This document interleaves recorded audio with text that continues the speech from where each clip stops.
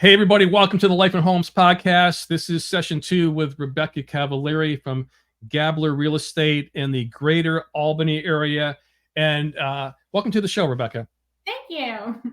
So the last video that we did, the last podcast, you talked about we kind of ended it with the greater Albany area. And there's definitely so many counties. I saw a video of you. There's a place near like the Catskills that you were showing. The land was amazing. And so talk about the areas that you cover, and so people can basically contact you from wherever. I mean, you're a traveler, so yeah. Yeah, so tell us about those areas. My office is located in Delmar, which is just outside of the city of Albany. That video that you're talking about was down in Greenville, which is about a half an hour south of Albany. Okay. But like I said, I do go a full hour, and I am a member of the MLS down there because throughout the state there's different MLSs. Sure, yeah. So most of my work ends up being Albany, Rensselaer, and Schenectady counties, because it's centrally located. But I go up, I work in Saratoga. I have gone as far as Lake George, which is about an hour north of us. I love Lake George. And then I think the farthest west I've been and would probably want to go is like Schoharie area, Richmondville. Actually, I sold my very first house in Richmondville, which is nice. A solid about an hour west of us. And then Rensselaer County goes all the way out to the Massachusetts line, and I've worked as far as Stephentown, which is about 5 minutes from the line. So just kind of all over the place. The last show you touched on, so you're licensed in New York. You're also licensed in North Carolina as well. Mm-hmm. Yep. So anybody who's looking to buy or sell property in North Carolina, Rebecca's got you there too. If they're looking in Western North Carolina, and I do end up with clients every once in a while there. So I was in Asheville, which is it's Western North Carolina, but it's only about a half an hour to the border of South Carolina or Tennessee. So people looking in that area, but I have had a few that, they have something to sell up here and they want to go down there.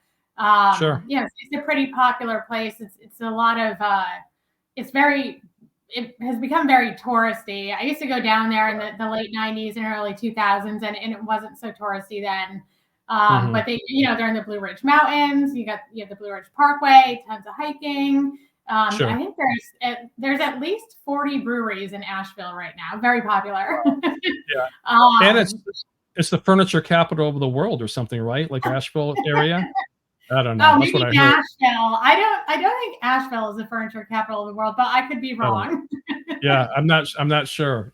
Asheville, Ashley Furniture, but I love North Carolina. I like the coast though. I perform there in like the Outer Banks and stuff like that. So that's my getaway. I'll be going back down there to play.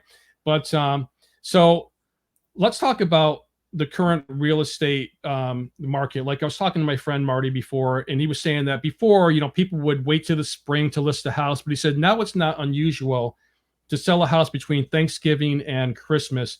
What has changed to make that all happen? So I would say, most specifically in the past year, I mean, we've had a couple of years that have been very busy, and even, COVID and the low rates had a lot to do with the insane market, but the Albany area is primarily a first home market, like the house you're going to live in. You're not buying a vacation home here for the most part. So we have a lot of people who want to live in the area, and we have a lot of people living in the area, and there's nowhere for them to go. So it's just been very busy, but with the rates going up, the end of summer last year was usually it's kind of slow in July and August, and then it'll pick back up once the kids go to school because everyone's back from vacation. But this year, the slowness just kind of dragged on. And I would say, I mean, even for me, I noticed myself usually it's slow the month between Thanksgiving and Christmas. And it just wasn't this year. People started being, ready to make a move or talking about it. People are listing their homes in the winter now. And I think a lot of it has to do with the fact that it is such a strong seller's market. So, right now the interest rates on mortgages have come down slightly. So with even just a little drop, the number of buyers that you see out there has increased from last year. Mhm. But with the rates being a little bit higher, they might sell their house for a little bit less than when the rates are lower, but they're still selling in, a couple of days with multiple offers. We're just seeing 3 to 5 Yeah. offers instead of 15 to 20 on Right. them. Gotcha. Gotcha. Let me ask you a question because, well, first of all, have you always lived in the Albany area? Were you born and raised? Yeah, I, What's your I background? I was born, well, not in Voorheesville, but I grew up in Voorheesville. I was born in Albany. um, Okay. but yeah, so I grew up in Voorheesville. I've left and moved back a number of times over the years, but I am, originally from here. My family's here. Actually, where I'm living right now, I've got one sister 2 blocks one way, the other sister is a couple blocks in the other direction, and our kids go to school together. So Yeah. Let me ask you a question. So you moved out of the area. A lot of people, listen, we're in New York, okay? We're in New York State, we're upstate, and there's a lot of people who move out of the area for North Carolina, South Carolina, Florida, and sometimes they'll come back. What is the draw for people who are out of state to come to New York? What's the big attraction? It's not, it doesn't seem to be business, but is it rural living? Is it yeah, I mean, talk people about that a like little bit? rural living, especially when they're coming out of big cities. But people coming up from the south, we get people who are up here because they're interested in the fall time. We have amazing foliage up here. People want to drive around. People want to live up here.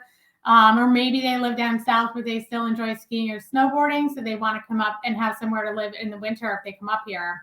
And then especially if there's somewhere, my parents have a place that they go to in Miami, for a couple months out of the year, but the summer is so hot, Yeah. that they don't want to do full time down there. And I think that's a lot of people who are from, it doesn't even need to be New York, but just somewhere with a cooler temperature, year round, they get down there and the summers are hot.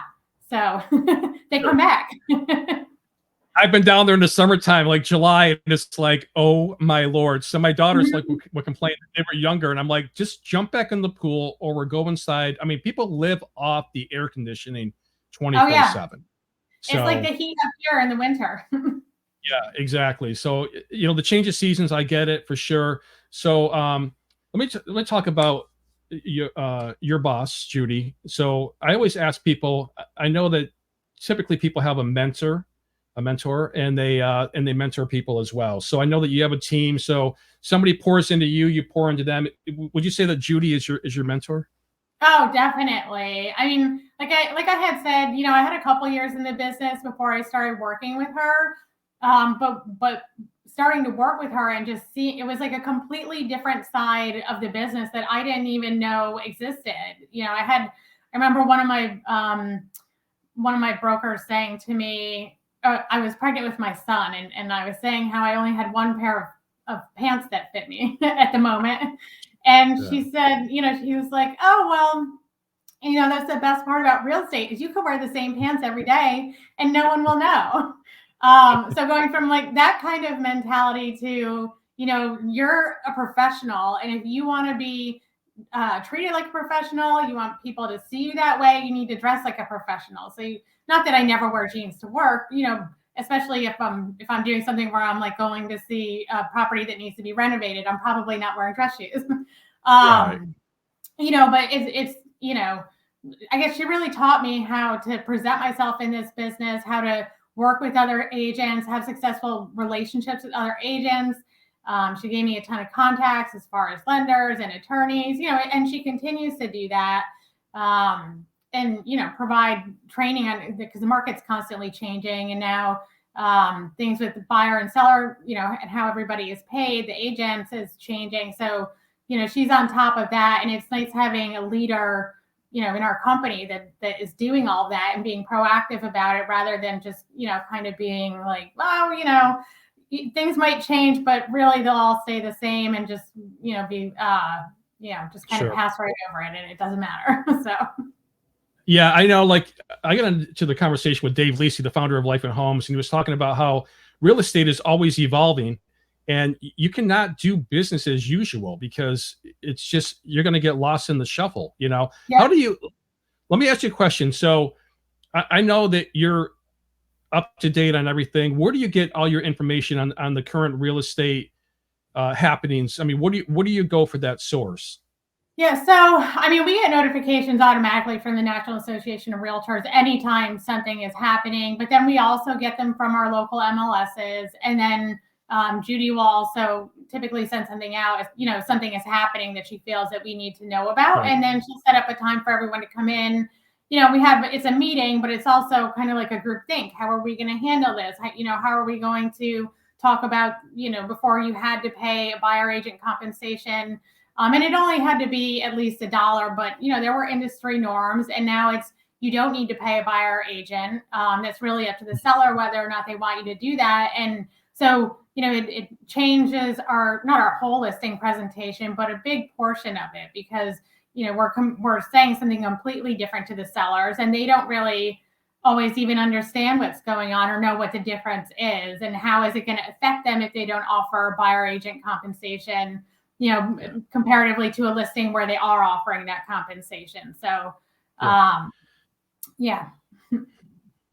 So, I want to get into something really quick. You're ranked very high in your area for, I'm not going to say your ranking or anything like that. You're very successful at what you do. What do you attribute that to? What sets you apart from other real estate agents? I mean, I would say, obviously my amazing personality, but Exactly. the fact that I get up every day, and I do this. I'm not sitting around waiting for leads to come to me. And, I'm thinking the day before, the week before, what properties I've got coming up, what buyers do I have? I may have a listing pop up in one buyer search that I know isn't for them. But I see it, and just someone I've been talking to saying maybe I'll be interested in buying something soon, and I feel like it's the perfect fit for them. So you get people out there looking at stuff when they didn't even know that they were ready to buy something. And then I would say, I work with a lot of investors. I help them purchase homes to do flips on, and then I help them sell the homes when they're flipped. So I do get a lot of business that way. And those guys are great. Those are my repeat clients who I'm working with multiple times throughout the year, which makes it, it's a lot of fun. So you're not always with somebody new. But yeah, I mean, I grind. I don't have time to, sit around and do nothing. I'm not good at that.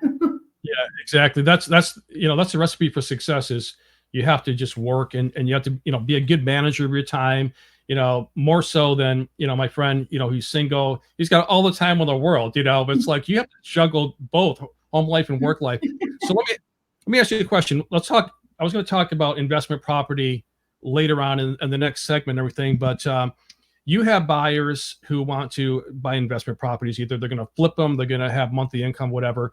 So anybody, I'm going to suggest, Rebecca, to anybody who is looking to sell their investment property, and I think she's the go-to person for that, because talk about the marketing strategy of an investment property. First of all, you have buyers, but how else do you get the word out to people on those houses? Do they sell fairly quickly?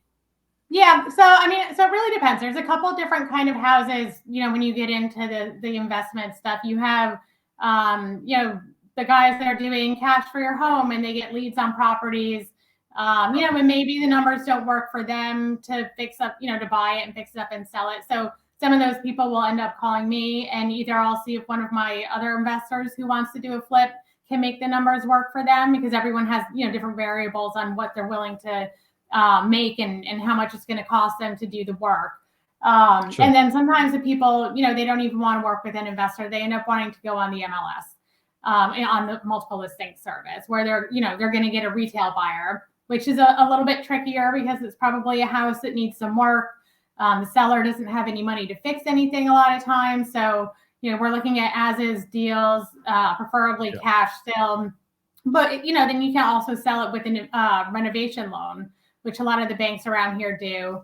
Okay. So you have those, and then you have the ones that get picked up by the investor. And sometimes I'll help them pick out cabinet colors or flooring or paint.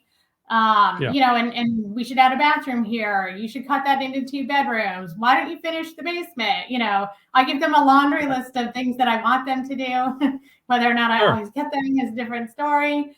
You know, and then you've got your investor who's got a multifamily property that they've owned for a number of years, and they're just, you know, I've got a couple of those guys where, you know, they've been doing it for 20 years. And they just want to slow down and start getting out of it. You know, they're kind of done being landlords. So all of the properties, you know, when they're ready to go on the multiple listing service, they all get the same marketing from me. You know, they're all getting the videos that I do. They're all getting professional photos, a custom website. They go on the multiple listing service. Maybe manage them on Zillow and Realtor.com. You know, just make sure that all the information's right. If we do open houses, making sure we take those out. Yeah, so overall the marketing ends up being pretty much the same, unless it's an off-market property, you know, and then it's all word of mouth. Who do I have? Who am I going to call and see if they want this, and how can I get them in there? Yeah, absolutely. You kind of give them first right of refusal. I'm a landlord. I understand. I understand all that stuff. And I would love to get out at some point. So people who want to contact you for you to be their real estate agent, I'm going to put it up there. But you know, give your little plug, your little shameless plug. And, you know, tell people, hey, you know, you're an awesome real estate agent. You know, for everybody who's listening, best way for people to get a hold of you. I said, you know, I said text before. You told me you wanted people to text you, but give them your number, give them your email address, and let's get the show on the road. All right. Yeah, text is definitely the fastest way to get me. But you can also call me. The number is 518-210-4916. And if you prefer email, you can reach me at Rebecca, REBECCA, at Gabler Realty, GABLERREALTY.com. Yeah, it's up on the screen. And of course, you know, anybody who's watching this, you can go back and watch, you know, this is on demand. All the shows are on demand on the YouTube channel, on our Facebook page. Rebecca, thank you so much for being a guest. We're going to be doing some more sessions with Rebecca. Contact her. And we hope everybody has a great day. Stick around for more of the show. We'll be right back after these messages. Thank you.